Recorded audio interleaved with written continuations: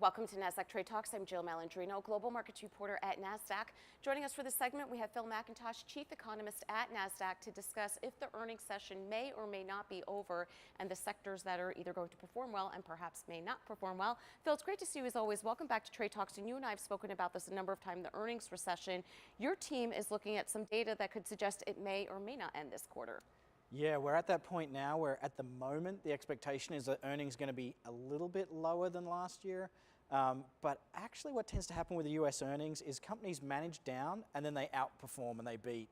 And so by the time we get to the end of earnings season, if it's like a normal earnings season, we will have beat, and so the earnings recession will be over. There are some sectors that are seeing positive earnings momentum, but there are a couple that are not going to see such great momentum. What are some of the negative sectors? Yeah, I mean, the economy, you can see what's happening in earnings a little bit too. So healthcare, everyone that's in the COVID space is really coming off that COVID high still.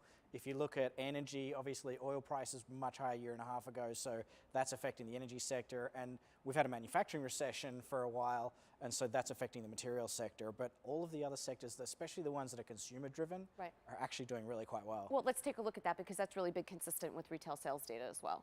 Yeah, and so that's been the story of the soft landing, the no recession, is the consumer in America just keeps on spending, and it makes up about 70% of our economy. And we just saw the retail sales data, they've increased again, more than people thought, and so it's more than accounting for the inflation. And that alone is keeping sales, like top line sales growth of companies, growing. It's just been margin compression that caused the earnings recession, and now that margins are sort of back in track, the earnings per share is tracking up with the sales as well. You know, it's so interesting when you think about consumer strength. It almost seems like, you know, you're trying to fight against the consumer. There's inflation, you have student loans coming back online, you know, any number of negatives against the consumer, but they just continue to perform. And I think part of it is when you have employment that's been as strong as it's ever been at 3.8%. I mean, it's really tough to fight against the consumer here. They all have jobs. I think that's 100% right, because no one's really seen the layoffs increase to the point where you get worried enough that you pull your own wallet in and stop spending, which then would sort of have that cyclical effect of companies seeing less income, maybe letting more people go, and you end up with a sort of a cycle that turns into a recession. You're right, the unemployment situation is still really strong. In Europe, even in America, we've got really low unemployment rates. Wages have actually grown more than inflation lately, so the consumer feels pretty good. Which is interesting because you and I have also spoken about this, the fact that some of the inflation in certain areas of the economy, it's not transitory, right? I think it's kind of unfair to say wages are transitory. You're not going to retract back on them. Do you think, you know, as we go through the earnings season, we'll get anything in terms of how companies are managing costs and how that's impacting their margins? Because it seems, you know, we heard about it from United last night, right? And how costs going up is impacting their margins. And we saw what happened with the guidance. Yeah, and it's one of the reasons that Europe has much stickier inflation, is because wages there are starting to feed through into services and the costs of the services too.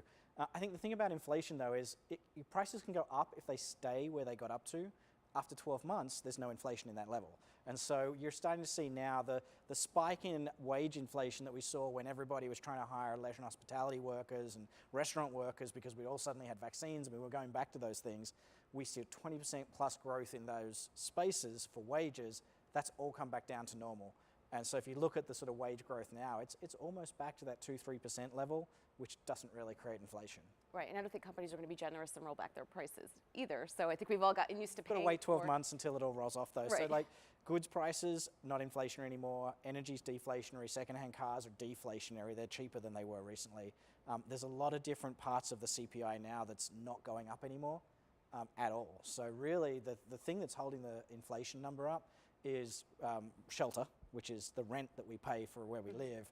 And looking at Zillow data, the new leases that are being sort of basically signed right now are much lower than they were a year ago. And so that's another data point that should come right back down in terms of what it does to inflation. So in theory, if we see 0%, you know, year over year growth, we've just essentially level set to a new level. Our new baseline is essentially. Yeah, that could be where we end up. Everything's going to stay more expensive, but wages are higher too.